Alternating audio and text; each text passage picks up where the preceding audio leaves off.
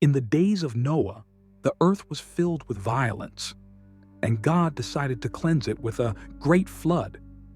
But Noah found favor in God's eyes and was instructed to build an ark. As the rains poured and the waters rose, the ark floated safely, guided by divine wisdom. The flood waters, though destructive, were also a means of renewal, washing away the old to make way for the new.